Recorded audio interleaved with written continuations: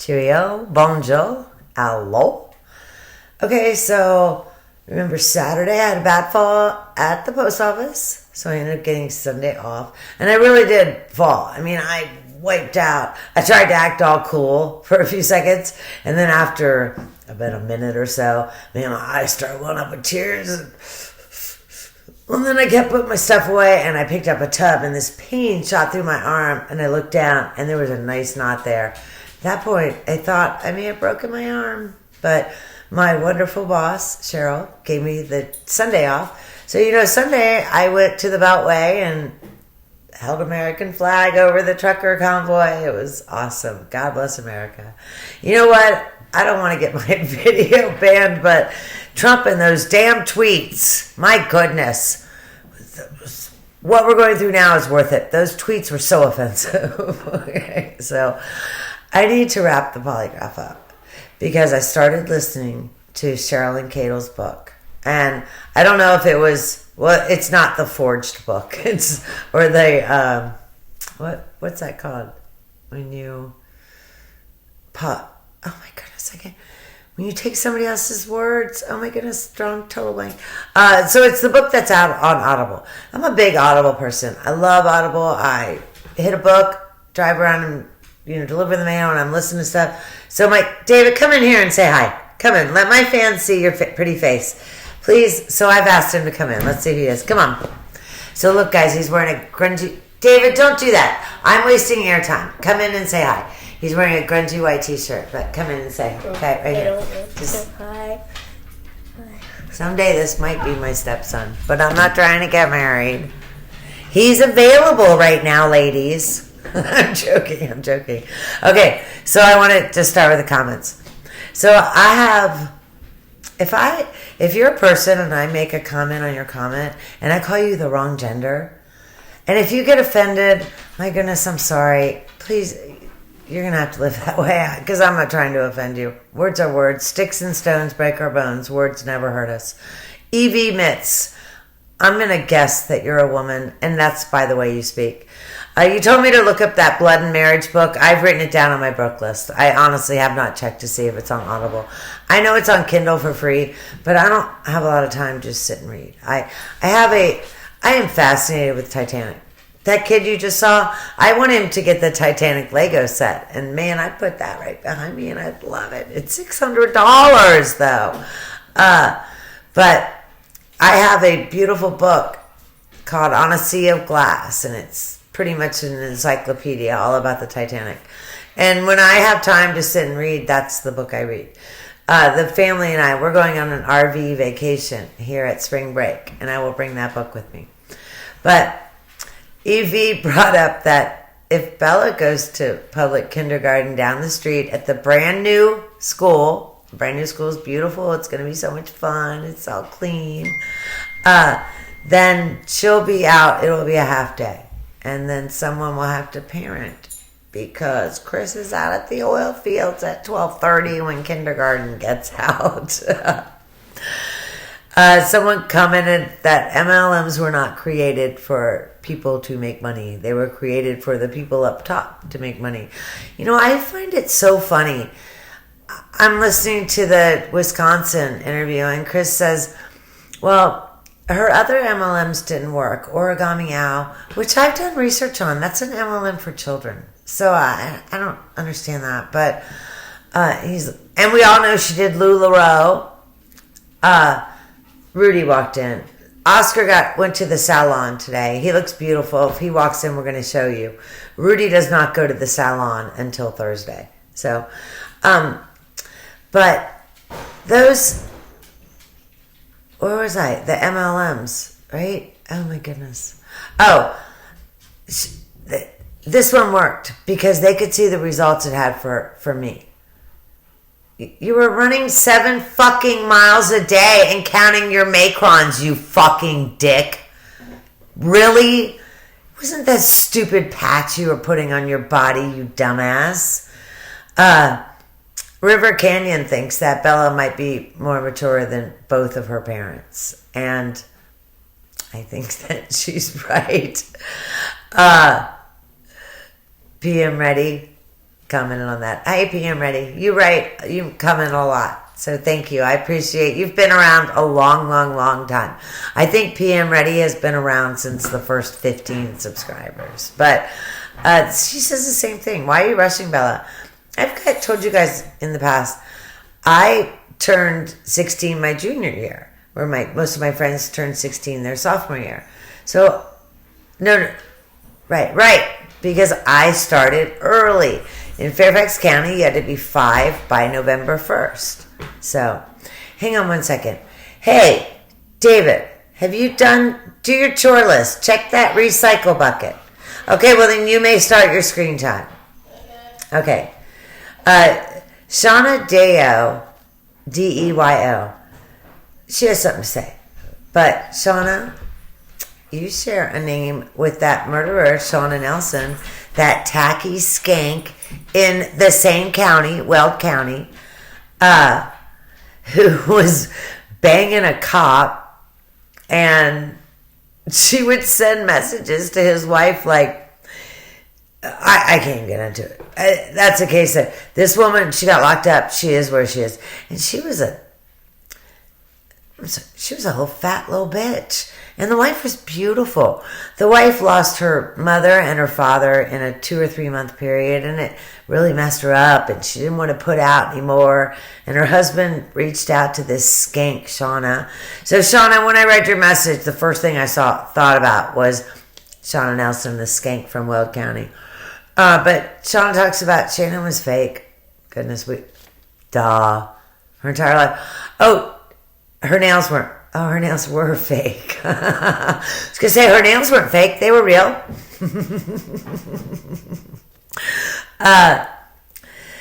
Shish now commented that she was watching my video, and when I did her dogs all barked. Okay, so my dogs haven't picked up on that. So good. Somebody commented on this, and when I saved the screenshot, I cut off your name. I apologize. But that Chris couldn't open the garage at 6 o'clock in the morning because it would wake the kids up. Remember, the children, the little girls, had been in bed since 6:30 the night before. So at 6 o'clock, that's 11 and a half hours. Even at 5:30, that's 11 hours. How long can these kids sleep? Well, when you give them Benadryl and Tylenol every single night, you're drugging them up. You've got room darkening curtains. You won't let someone ring the doorbell. I've told you guys that. If I go up to deliver a package and they have the don't ring doorbell, baby sleeping, I want to accidentally fall and said, excuse me, doorbell. Because you can't raise your kids to be that light of sleepers. Excuse me, all of a sudden I've got a little gas. Chris and Shannon created Bella and Celeste to be the light sleepers. Okay. 8 minutes in. I'm on polygraph now. Part 12. I want to wrap this up because I started listening to Charlene Kittle's book. I already said this. And oh my goodness. I started talking about it and then I didn't finish. Sentence after sentence, I'm in my truck delivering mail. Open up mailbox, laughing, going, really? What the fuck world were you in? Goodness, that's not what happened. She says, and after a couple of years of dating, they got married. Well, yes, that is true. After 2 years of dating, they got married. Okay. So, I believe that in my last video, I talked about Ronnie bringing up the attorney. I have no doubt one bit why Ronnie believed Chris. Ronnie had spent 8 years watching this woman. Watching when she has problems, she posted on Facebook. Let's let the world know about our problems. He understands this woman isn't normal. And to him, could make perfect sense what happens. So, of course, let's get our kid an attorney. When he tells Dad the story, I bring this up in a little bit, but man, he had his out. Goodness. But so Tammy comes in and she says in that some documentary that she starts rubbing his back and she knew he hated it. Good for her. Look, all we're doing is being real about this case. We don't think Chris got a raw deal. We don't think he's not where he should be. Good for her. Yeah, women have that intuition. She knew he hated it. Good for her. So they sit down and they say, would you tell us what you told your dad? And Chris starts telling the story, and he kind of messes up. So Ronnie throws something in. And I don't remember what it was. It's moot what it was. But that Chris messed up. The person who committed the crime, who did it. And remember, if you always tell the truth, you never have to remember anything. So it's not like the details weren't implanted in there. But Ronnie picked, no, don't forget you did this. When Chris says to them, he's downstairs with his cottage cheese and his tit can. And he started hearing something. And so he went upstairs and he first went to Bella's room. And he saw her lying there blue.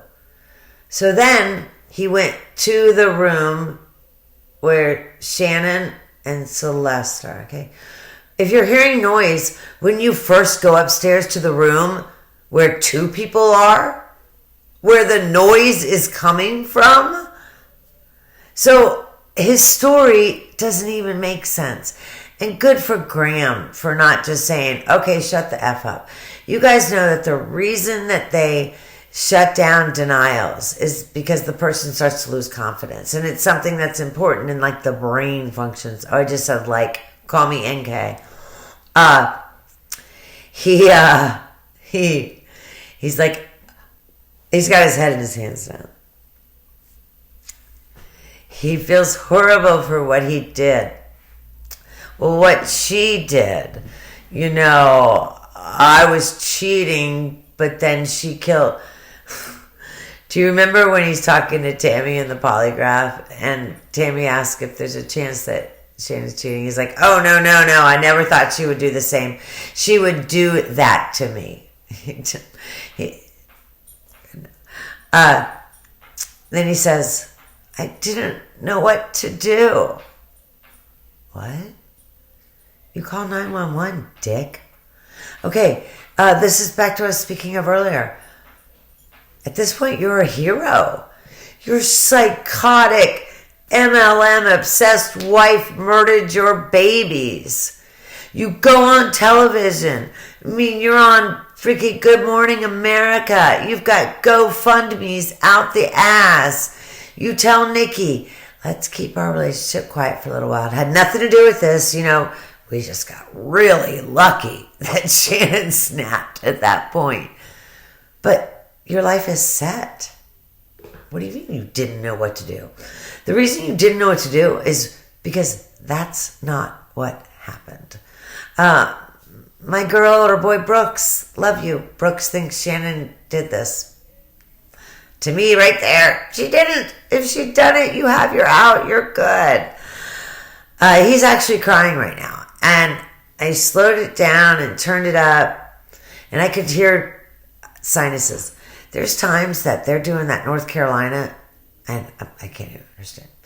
Ronnie and Chris speak back and forth 3 or 4 sentences. Or not sentences. Just 3 or 4 volleys back and forth. I can't understand a single word they're saying. Yet they understand each other perfectly. He says, I can't believe I put my hands around my wife's neck. So he's taking a little bit of responsibility. But then he says, but then, she had killed my children. So he's looking for sympathy. So he's trying to say, I did this because she did this. So now they let him cry, and they let him cry. I didn't do the stopwatch, but it's a good solid minute. I don't remember who brings up the picture of the doll. I think Graham did. But, oh my goodness, Ronnie's on that. He's jumping right in on it. He can't believe that picture. Oh, actually, I think Ronnie brings up. He's like, a week ago, 10 days ago, she done sent a picture of a doll with a blanket over it. What do you guys think? Who did that? Did Chris do that?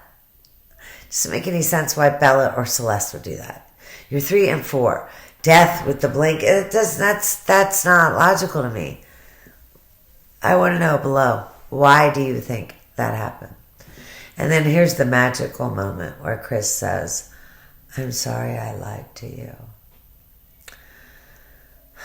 I don't know what to think.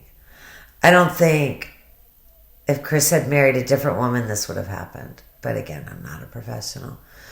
And then Graham now goes on this diatribe where he calls Chris a good man. Why?